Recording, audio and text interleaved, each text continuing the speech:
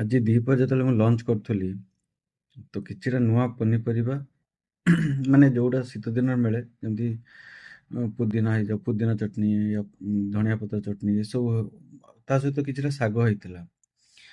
ମନେ ପଡ଼ିଲା କି ଛୁଆବେଳେ ଯେତେବେଳେ ମୁଁ ମାନେ ବାହାରକୁ ଆସିନଥିଲି ଏସବୁ ଖାଇବା ପାଇଁ ଆମେ ମା ଦେଲେ ନାକୁ ଟେକୁଥିଲେ ମାନେ ଖାଇବାନି ଭଲ ଲାଗୁନି। କିନ୍ତୁ ଯେବେ ବାହାରେ ଆସିଲି ସ୍ପେସିଫିକାଲି ଯେତେବେଳେ ବେଙ୍ଗଲୋରରେ ଆସିଲି ଆଉ ସେମ୍ ରୁଟିନ୍ ଖାଦ୍ୟ ସାମ୍ବର ରସମ ଭାତ ଖାଇଲା ପରେ ଘରର ଯୋଉଗୁଡ଼ା ଆମେ ମନା କରୁଥିଲେ ପୋଟଳ ହେଇଗଲା ମାଛ ବି ଖାଉନଥିଲି ମୁଁ ଏ ପନିପରିବା ବହୁତ ପ୍ରକାର ଶାଗ ସୁସୁଣ୍ଡି ଶାଗ ବହୁତ ପ୍ରକାର ଶାଗ ସେସବୁ ଖାଇବା ଷ୍ଟାର୍ଟ ମାନେ ମନେ ପଡ଼ିଲା ଯେତେବେଳେ ଘରକୁ ଗଲି ଆରାମସେ ଖୁସିରେ ଖାଇଲି। ତ ଯେତେବେଳେ ମୋ ପୁଅ ମନା କରୁଛୁ କି ମୁଁ ଏଗୁଡ଼ା ଖାଇବିନି ମୁଁ ତାକୁ ସେଇ କଥା କହିଲି ଏବେ ଖାଉନୁ ଯେତେବେଳେ ବାହାରକୁ ଯିବୁ ଯେତେବେଳେ ମିଳିବନି ସେତେବେଳେ ମନେ ପକେଇବୁ ଆଉ ଖୁସିରେ ଖାଇବୁ ଆଉ ମାଗିକି ଖାଇବୁ।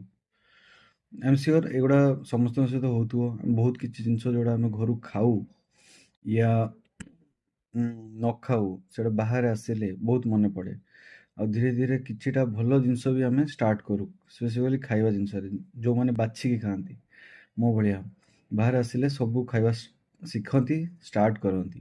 ତ ଏଇଟା ଗୋଟେ ଭଲ ଜିନିଷ ବାହାରେ ରହିବା ଦ୍ୱାରା। କମେଣ୍ଟ କରନ୍ତୁ ଆପଣ କୋଉ କୋଉ ଜିନିଷ ଓଡ଼ିଶା ଥିଲାବେଳେ ଖାଉନଥିଲେ ଏବଂ ଓଡ଼ିଶା ବାହାରେ ଆସିଲା ପରେ ସେଗୁଡ଼ା ଇଚ୍ଛା ମାନେ ଇଚ୍ଛା ହେଉଛି ଖାଇବା ପାଇଁ ୟା ଖାଇବା ଷ୍ଟାର୍ଟ କରିଛନ୍ତି। କମେଣ୍ଟରେ ନିହାତି ଜଣେଇବେ।